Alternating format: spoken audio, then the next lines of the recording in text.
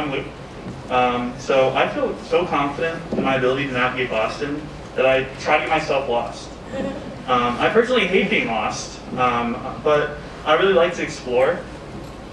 When I'm home, I don't really do the same kind of exploring I do when I'm here in Boston, because I live in a very kind of small neighborhood that's kind of surrounded by busy roads and not really many sidewalks.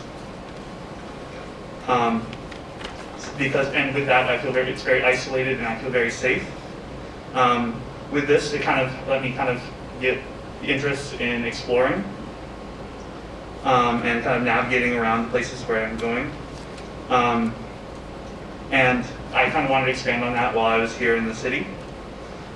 From the start, my experience, I found that I was way out of my comfort zone.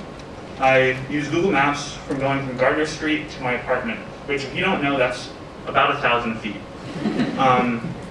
And now, like, I go and I cross the street. Before, I would probably look to see if there's a car coming.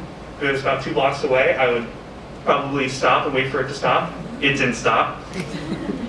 But honestly, my biggest hurdle was commuting to and from work. I took the bus from my apartment to Roxbury Crossing and then walked the rest of the way to my internship site.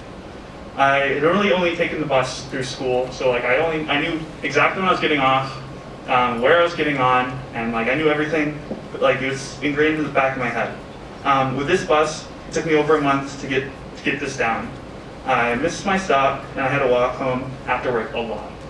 My first time that it happened was within the first 2 weeks of my internship, and to wrap up my time, it happened on my last day as well.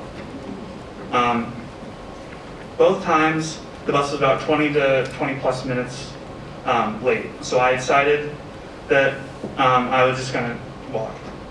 For the first time, my objective, survive and get home. I looked up my Ubers, Lyfts, buses, you name it, I tried it. Nothing really worked out, so I was scared. I didn't know what to do, so I was like, you know what, I'm just gonna walk. Like, what's the worst that can happen? This was very different compared to my last time. Instead of being scared, I was just very annoyed, and I exclaimed, all right, stupid, time to get on, we gotta get home. And I said, I used the time to kind of have a strong reflection for myself. Before I knew it, I was heading home without the map as I had the first time.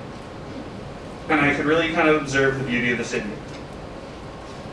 Before long, I was seeing all too familiar Harvard Ave train stop. When I saw it, I already felt like I was home. Both times I walked up the stairs, and both times I threw my things on the ground and exclaimed, I'm never doing that again. The first time I did it, I had sweat beating down my face. The last time, it was tears down my cheek. My reflection of navigating comes down to my life. I've been focused on my life on the end goal similar to when I plug in the location on Google Maps. I only am focusing on the next direction and where it is that I'm going. This is how I've lived in my past 3 years at college. Now, with navigating, I still use it, but I use it and I think that I'm not as reliant on it as I was.